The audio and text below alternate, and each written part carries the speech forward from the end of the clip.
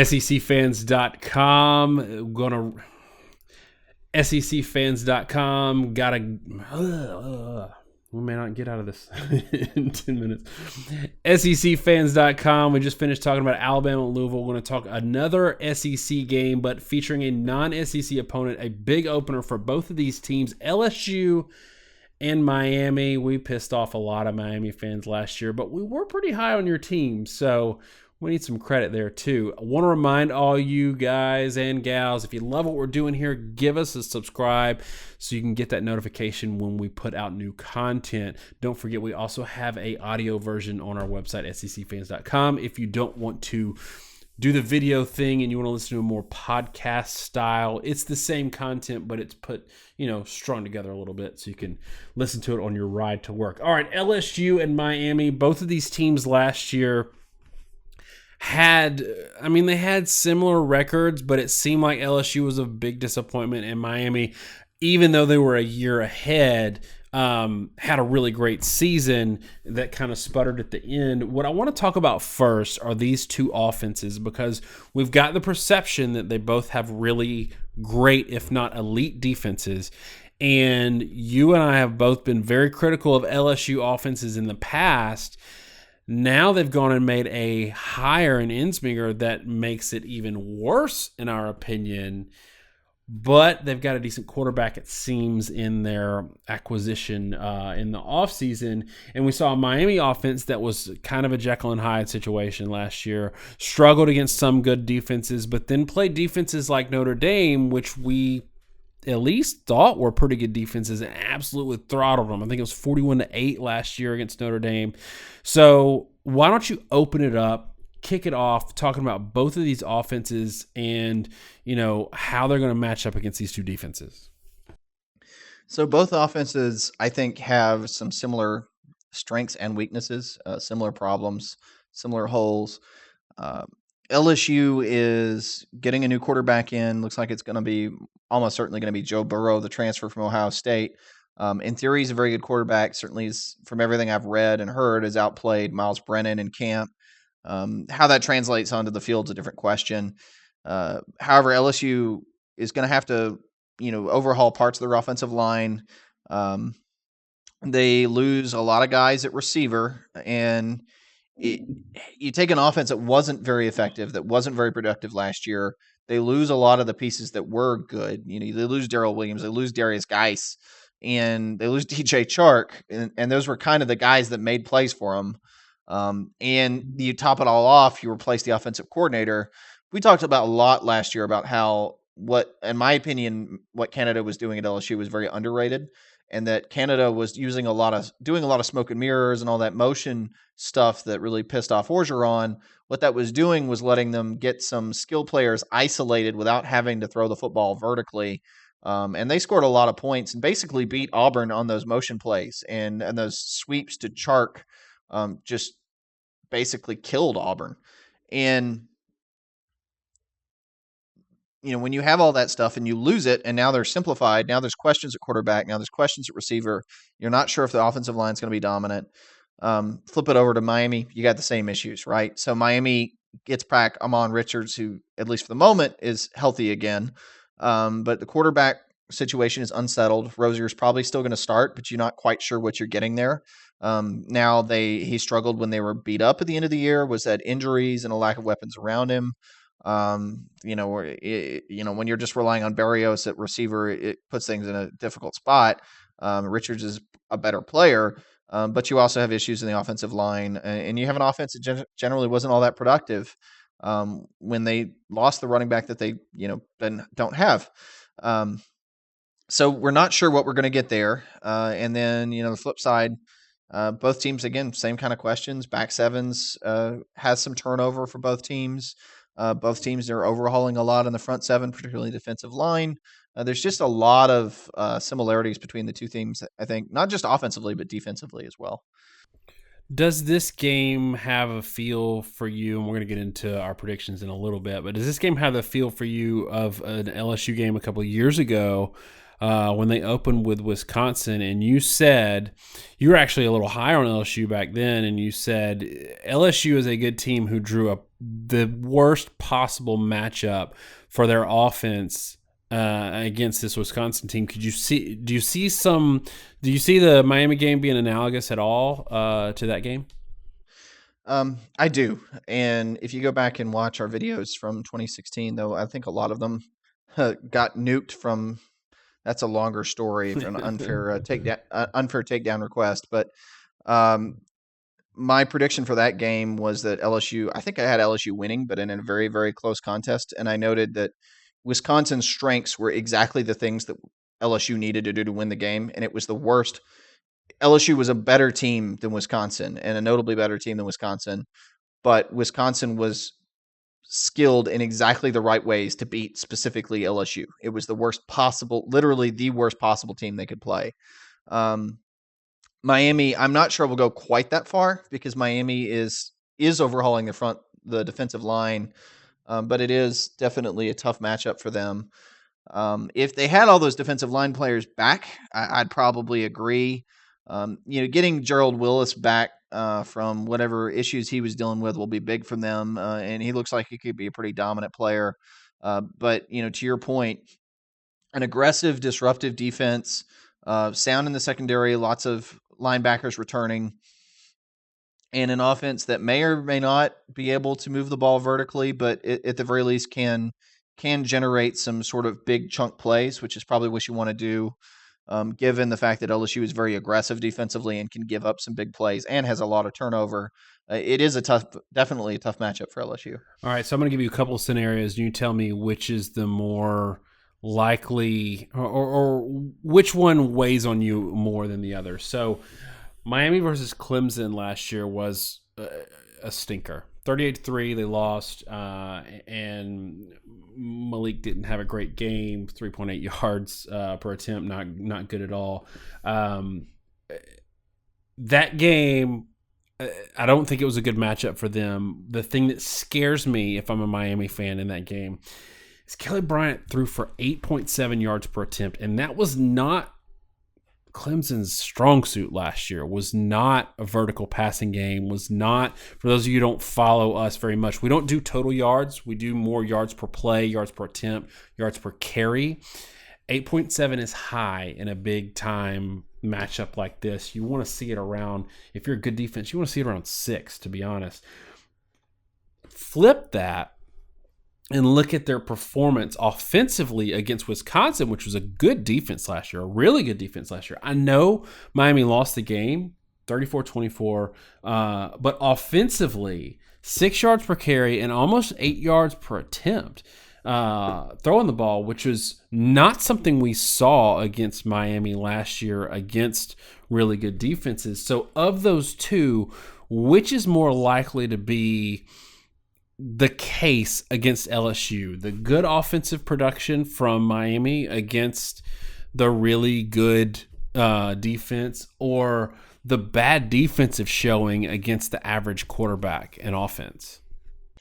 Just looking at it objectively, I think Clemson has to be the better fit. And the reason for that is Clemson had athleticism across the defensive, all the defensive positions. They had a lot of big, fast, disruptive players in the front seven. Wisconsin last year was stout, as they often are. They were big, they were physical, they were a little more athletic in the back end than they have been in recent years, but they still weren't, the sideline to sideline players that Clemson has. And LSU, if nothing else, is still very fast and talented. And I have some questions on how they're going to replace some of the linebackers and corners. I think sometimes people get too caught up in stuff like Greedy Williams starting at corner, who is an excellent player. But when I say they get too caught up, it's Greedy Williams was the nickel back, which effectively makes him the number 3 corner. Now you make him the top corner. So you go number 3 becomes number 1. And I get Greedy Williams is probably going to be a pretty good number 1. I get that. The problem is your number 4 corner becomes your number 2 corner, and your number 5 corner becomes your number 3 corner. The fact that, that a little bit of a side, and it definitely complicated by the fact that Christian Fulton just got reinstated. But the point from all this is LSU's athleticism and speed makes them more similar to Clemson. They're a disruptive defense, which is going to give Malik Rosier issues. I think where Miami had some advantages on Wisconsin was the fact that they were athletic. They had a dual threat quarterback, and Wisconsin just kind of had a hard time running with them. And LSU, for their faults and whatever they may be defensively, that's not going to be an issue. Devin White can pretty much cover the whole field by himself if you don't block him. He's so fast and athletic. And so they're not going to have any trouble staying with Miami athletically. So if we're looking at LSU last year, they sort of ended the season. I think it's so crazy to me how similar these two teams are, because they both ended the season against what I thought were teams that were really better than them, and they held their own where they maybe shouldn't have. So LSU last season, for Miami fans that didn't follow too much, they ended with a close loss to Notre Dame. They blew A&M out of the water, blew Tennessee out of the water, blew Arkansas out of the water, struggled with Alabama 24-10, but for the most part, so we all remember the LSU team that lost 37-7 to Mississippi State, then 2 weeks later lost to Troy, and that's what you remember, Troy, from last season. But the rest of their season was pretty respectable. What do you think in terms of LSU going into this game? Is it the team that's going to struggle offensively against Notre Dame, putting up 17 points? Are they going to struggle like that against Miami, but also have such a good defensive showing that that it doesn't matter, that they can win a 17-10 type game, like you said, the Wisconsin game? Or is it a situation where they might find themselves in a shootout and really struggle because they don't have the offensive talent?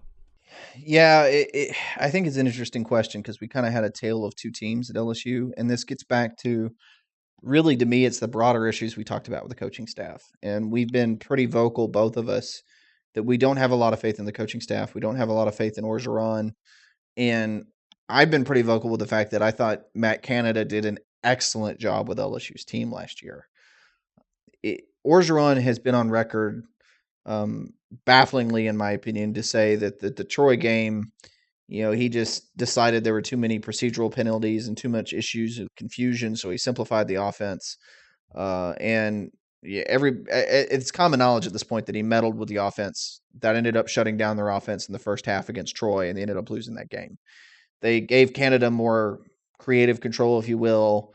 He turned it back on. He kind of sparked a win off really what were a lot of broken plays or big plays against Auburn without a lot of consistent offense. And then they were kind of got a roll and were effective for the most part, not against the elite defenses they played, but against good to average defenses that were very productive. My concern with that is I give a lot of credit to Matt Canada. And the couple times we saw where Orgeron meddled with that offense, that was the Troy loss. That, to me, is extremely concerning. And it could come out that Ensminger comes out and they come rolling. And if they can ground the ball, Ensminger and Orgeron, we've talked a lot in other videos, so I'm not going to rehash it at length here. Their success as interim coaches came when they came against the average teams on the schedule to the poor teams on the schedule. They ran a very straightforward offense, kind of, to me, kind of humorously similar to what Les Miles used to run, that was considered to be pretty boring. And they ran teams over, and they ran the ball, and they put up a ton of points. They don't have the pieces this year, frankly, to really do that against good teams. They don't have a dominant offensive line. I don't see a dominant tailback on this roster. So I don't think that huge success or the consistent success at the end of the season, until it's shown to me, I can't see it translating this year. I think the problems they had last year against the better teams, 17 points against Notre Dame, 10 points against Alabama. Even in the win, they only had 16 points against Florida last year, which I think gets overlooked, how close that game was to losing to what was also a really bad team. I think there's a significant danger that carries over this year, only worse. All right, we ran long in all of our other videos, so this one is not as in depth as some of the others. Whom we apologize, but we're going to get into our predictions now. Tell me, before you give me your score, tell me if when we did this with Michigan and Notre Dame, if Miami wins this game, what does the score look like? And if LSU wins the game, what does the score look like? I think if Miami wins this game, um, I think the score is going to be low. I can't see Miami having a tremendous amount of success offensively. LSU is just too talented. Miami had too many issues when they played teams that had a really high level of talent. Last year, they didn't play too many, but their struggles at the end of the season, I think, are indicative of maybe some bigger problems. And LSU is frankly probably arguably is a more talented defense than any they played last year outside that Clemson game. And in some ways, maybe in the back seven, they're probably a little bit more talented than Clemson, even though the front is certainly not the dominant force that Clemson's is. So if Miami wins, it's going to look a lot like that Wisconsin score. And I will tell you, I've got my notes here and I've got tabs open. And one of the tabs I had open was the 2016 LSU Wisconsin game you alluded to earlier. Because that's exactly what I saw. I could see this game being is that game was 16-14, and I could see Miami winning a 17-13 game. Now, if LSU wins the game, I think Miami's probably going to get up some points, and it's possible LSU wins in a 10-0 game, but it's probably a little more like LSU wins 21-14, 21-10. I can't see LSU scoring much more than 20 points on Miami. I have a hard time to seeing Miami scoring more than 13 points in this game. So that's kind of where I stand with it. All right. So in that, do you have a pick? I do. This is, of all the picks we did, this is the most difficult for me. I think this game is the one the most likely to go either way. If I were to look at it objectively and I looked at the talent and I say, okay, these two teams go in, all else even, who should win? I would say LSU should win something like 21-13. The problem is, and LSU fans are going to hate me for saying this, I don't have very much confidence in the coaching staff at LSU. And I don't have much confidence in them coming off a long layover. For that reason, my pick flips, and I go with the 17-13 pick I alluded to. Again, the numbers are a little silly. Usually our scores are really based heavily off analytics. Here they're totally off the cuff, and they will be until about game 4 or 5 in the season.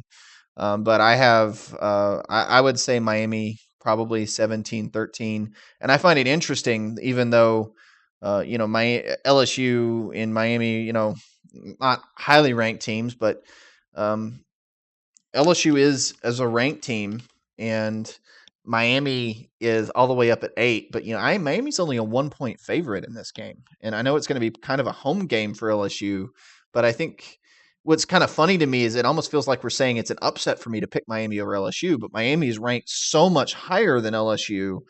I do think Miami is going to really struggle with all the athleticism LSU has on defense. And if Joe Burrow comes out and if Joe Burrow comes out and he's actually a really good quarterback and that offense functions, they're going to win something like 21-10. But I just don't have a lot of confidence that their offensive system is going to be successful. Even if Burrow is a good quarterback, I don't have a lot of confidence that they're going to use him effectively or creatively in an effective manner. And then, the one wild card I'll say, they have Jonathan Giles at the Texas Tech transfer on LSU's roster, and he could definitely be a wild card. But the weird thing to me with Giles is he is a dynamic, explosive slot receiver. He's listed at 6 foot 190. I don't think he's actually that big. I think he's more like 5'11". Maybe he's 190 pounds, but he's probably more like a 180 or 175 even, maybe. Probably not quite. But you have to use him a very particular way because he's a guy that when you get him in space, he can run by people. And they're really kind of benching on him being the number one receiver.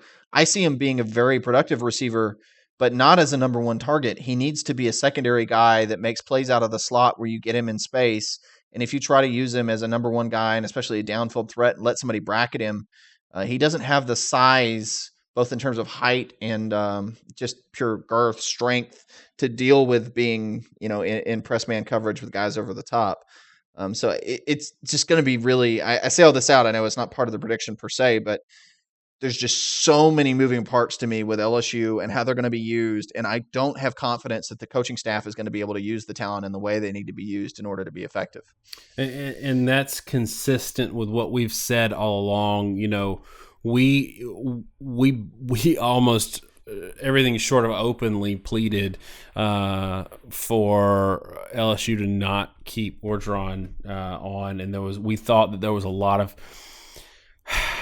not baked in wins there, but his success as interim coach was sort of bolstered by the fact that the schedule, like you said, got really weak. I have LSU in this game. I have them winning, namely because I think so much of Miami's success last year hinged on that defensive line, and I think they can get back to being good, but it's going to take a while for them to gel. I think it's going to take half the season for them to get back to the form that they were before things sort of fell out from under them last year.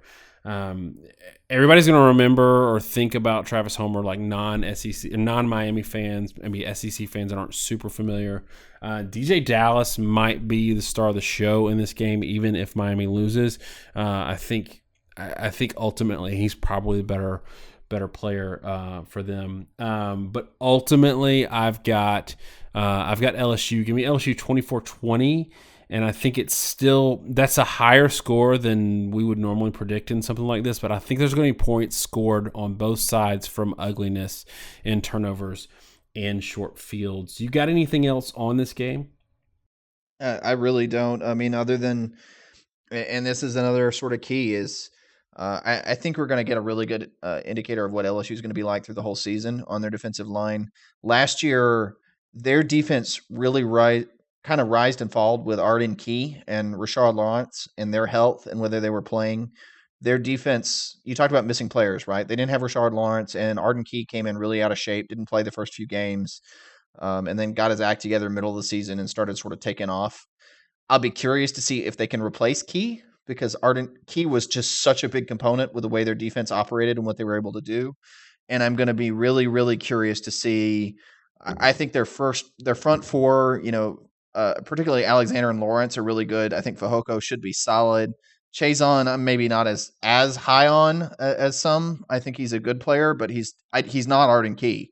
But my concern with them is going to be that, when you have a true freshman, Tyler Shelvin, that's slotted as second in the depth chart at nose tackle, that's a concern. And if those guys are good, they're going to be a good defense. But their second string players, that rotation on the D line could be a real issue for LSU. And we say this a lot in early games. We just try to pick out things. And in this case, this is mine. LSU's defensive line, in a win or a loss, is the thing to watch. And they could easily beat Miami. And if they get run on up the middle, that's a major concern for that defense. And if that rotation of defensive linemen is dominant in this game, then a lot of my concerns are alleviated, and they're going to be a dominant defense for the rest of the season. Well, I like you, think we're going to know a lot about them because they face a good defense in Miami. We'll learn a lot about this LSU team really quickly. I don't think that Miami's offense is quite good enough to truly test LSU like they're going to be tested later in the season. They've got a brutal schedule. So that's another reason why LSU has to win this game. Their schedule is so bad. They're kind of in the Michigan boat in that their schedule is so brutal. If they lose this first game, it could get ugly really fast. But I picked them to win, so we'll see how it goes. Thanks, y'all, so much for hanging with us. If you are, especially the podcasters, if you listen to us this long, you've listened to our full depth of shows this week. Thanks so much for hanging on this long. Everybody, please remember, if you like us, give us a like. If you love us, give us a subscribe. If you hate us, subscribe anyway, so you have a place to comment every week and tell us how wrong we are.